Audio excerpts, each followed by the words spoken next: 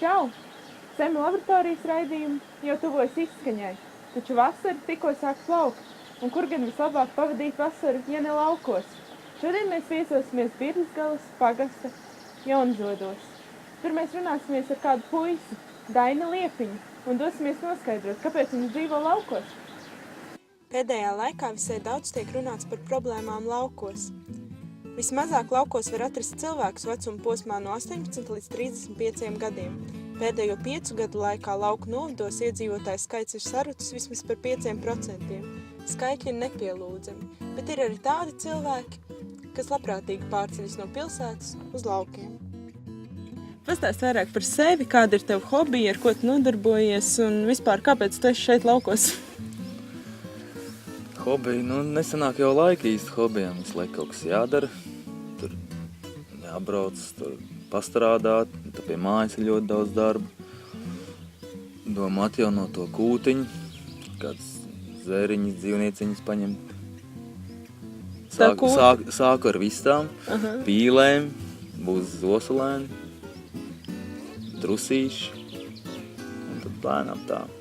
Cerams, ka apaugšu ar tiem dzīvnieciņiem un izdevs labi.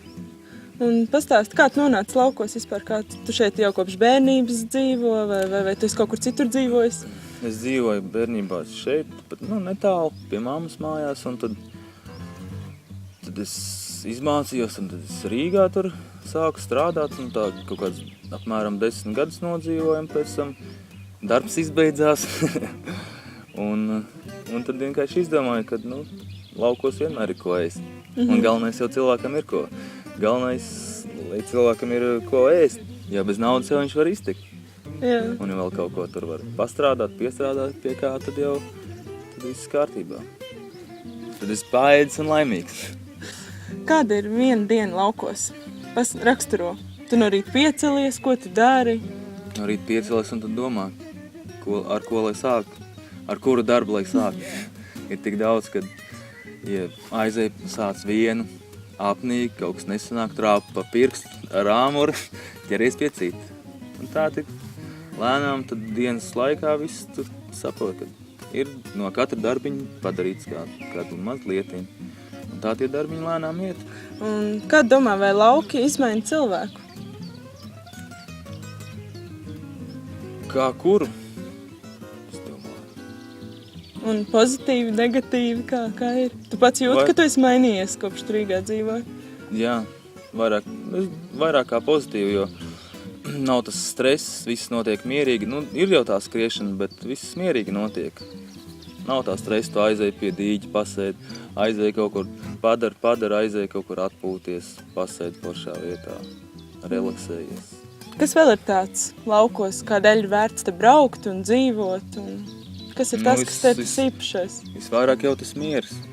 Tas, ka tev tur nav tur, tā steiga un tas viss notiek mierīgi.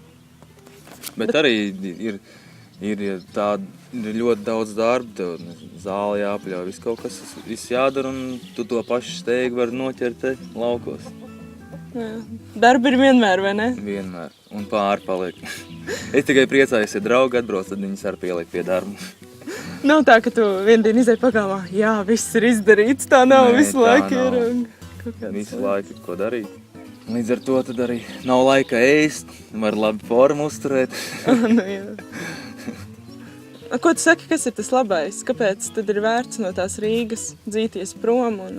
Tas jau atkarīgs no cilvēka. Vienam patīk Rīgā, aizbraukt pie jūras, varbūt pagulēt smiltīs, paskatīties uz citiem cilvēkiem.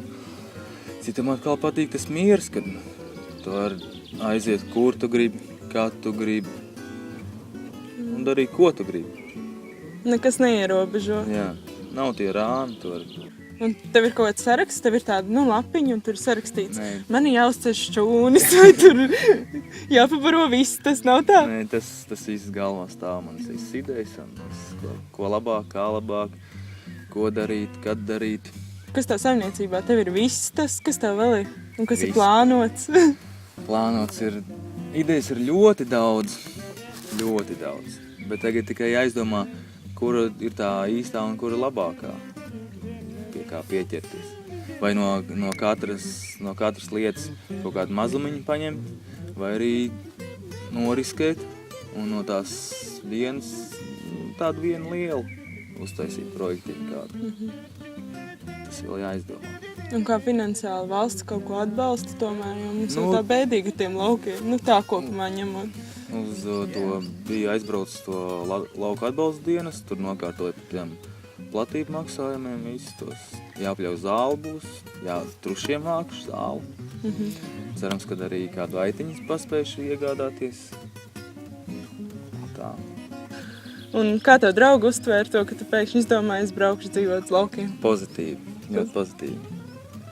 Viss bija par. Un tagad arī brauc ciemos un visi priecājās. Svinēsim Jāņus kopā. Tev nav tā, ka tev ir kādreiz gribās no laukiem tā kā atpūsties? Vēl nav tā gadījies. Vēl neprasās uz Rīgu. Laukos ir problēmas, nenoliedzami, bet vai tiešām tas ir tik drūmi, cik tas izskatās? Skatoties uz Daini, liekas, ka tā nav. Nav jau svarīga ģeogrāfiskā atrašanās vieta, bet tas, vai tu esi tur, kur tev jābūt. Lauki iedvesmo, viennozīmīgi. Kristīna Geļa, Mārtiņš Jankovskis, speciāli Semi laboratorijā.